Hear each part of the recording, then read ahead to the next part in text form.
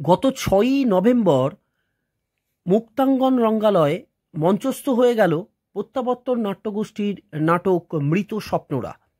এই নাটকের পরিচালক অনিমেষ তরফদার, নাটক তারই লেখা। এই নাটকে ছোটদের অভিনয় ছিল একটা অনবদ্য। অরিশ তরফদার, কৌশানী বসু, কঙ্কনা ব্যানার্জি, এই ছোটরা দারুণ অভিনয় করলেন এই নাটকে। বড়রা তো অভিনয় করলেনই, এবং সেই সাথে একটা নতুন বার্তা এলো এই নাটকের মাধ্যমে। আজকে এই মৃত স্বপ্নরা মুক্তাঙ্গনে মঞ্চস্থ হলো।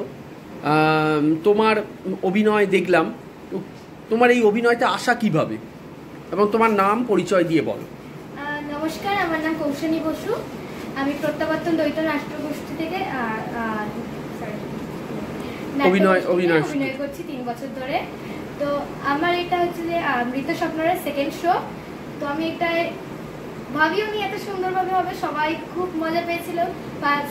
ফার্স্ট শোতে অনেকজন এসেছিল এবং সবাই বলেছিল সবারটা খুব ভালো হয়েছিল, এবং এখানে আমি খুব এক্সপেক্ট করিনি। তোমার চরিত্রের নাম কোনটা? কৌশানী চরিত্রে অভিনয় করেছি।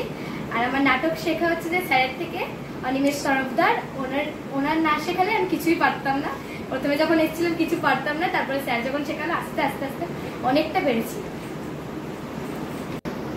আচ্ছা, এই যে আজকে মৃত স্বপ্নরা মঞ্চস্থ হলো মুক্তাঙ্গনে, তো তুমি এতে একটা ভাইটাল চরিত্রে অভিনয় করেছো, তোমার কেমন লাগলো? আমার খুবই ভালো লেগেছে এখানে নাটক করে। আর আমি বাবার কাছে ছোটবেলার থেকে আমার ফার্স্ট নাটক মহাকাশের ডাক, ওখান থেকে আমি বাবার কাছ থেকে এই নাটক শিখতে শিখতে আজকে এখানে এসে পৌঁছেছি। তো আমি তো বাবাকেই বলবো যে বাবা আমাকে নাটক শিখিয়েছে। আর তোমার নাম আর পরিচয়টা বলো। আমার নাম অরিশ তরফদার। প্রত্যাবর্তন নাট্যগোষ্ঠীতে আমার এইটা 3rd শো মৃত স্বপ্নরা। আচ্ছা, এর আগে কি কি নাটক করেছো? এর আগে করেছি দুর্গাদণ্ড আর মহাকাশের ডাক। আজকে তোমার একটা দিদির ভূমিকায় অভিনয় চরিত্র দেখলাম মৃত স্বপ্নরাতে। তো এতে তোমার এই অভিনয় করে কেমন লেগেছে? এবং সেই সঙ্গে আরও অনেক দুজন ছোটরা তোমার সাথে অভিনয় করলো, তো সব মিলিয়ে তোমার কেমন অনুভূতি এই অভিনয়তে, এই নাটকে? আমি রিমলি বলে একটি চরিত্রতে অভিনয় করেছি। চরিত্র আপনি যেরকম বললেন, আমার চরিত্রের একটা ভাই আছে এই নাটকে, রিমো বলে। শুধু নাটকে বলেই নয়, স্বাভাবিকভাবেই এতদিন ধরে কাজ করতে, এই নিয়ে 2টো শো হলো আমাদের এই নাটকটার। কাজ করতে গেলে সবাইকে মিলে যখন করতে হয়, এই যে একটা কি বলবো, একটা বন্ডিং তৈরি হয় অ্যাক্টরদের মধ্যে। এখান থেকে অনেক কিছু শেখা যায়।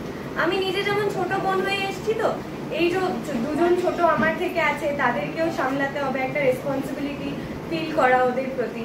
তো ওখান থেকে শুধু অভিনয় বলেই যে শিখছি আমি এখানে থিয়েটার করতে এসে, সেটা নয়। এখান থেকে অনেক রকম লাইফ লেসন যেটাকে বলে, সেটাও পাওয়া যায়। তোমার এখানে এর আগে অভিনয় অন্য কোথাও করেছো বা শিখেছো? না, আমি এই প্রথম এই দলে না, সেটাই বলছি। আমি 5 বছর বয়স থেকে এই দলের সাথে নাটক করছি। অনিমেষ তরফদার, যাকে আমি অনিমেষ মামা বলে ডাকি, তার থ্রুতেই আমার নাটক শেখা। এবং শুধু নাটক শেখা নয়, আমি এটাই বলবো যে আজকে যে আমি এত দূর এসেছি, আমি পড়াশোনা করি, তার সাথে আমি ডিবেটস করি, এত কিছু জিনিসপত্র যে করি, এখানে শুধু যে থিয়েটার শেখানো হয় সেটা না। একটা কি করে একটা পাবলিক স্পিয়ারে গিয়ে কি করে নিজেকে ক্যারি করবে, কি করে তুমি একটা কনফিডেন্টলি কথা বলবে, নিজের একটা ওপিনিয়নকে কিভাবে সাজিয়ে তুমি লোকের কাছে রাখবে, এই সমস্ত কিছু শেখা যায়। তোমার ভালো নাম? আমার নাম কঙ্কনা ব্যানার্জি। হারিয়ে গেলে মানুষ তো যন্ত্রে পরিণত হবে না, যে যা বলবে তখন তাকে তাই করতে হবে। কর্তব্য পালন করতে গেলে সেটা করতেই হবে।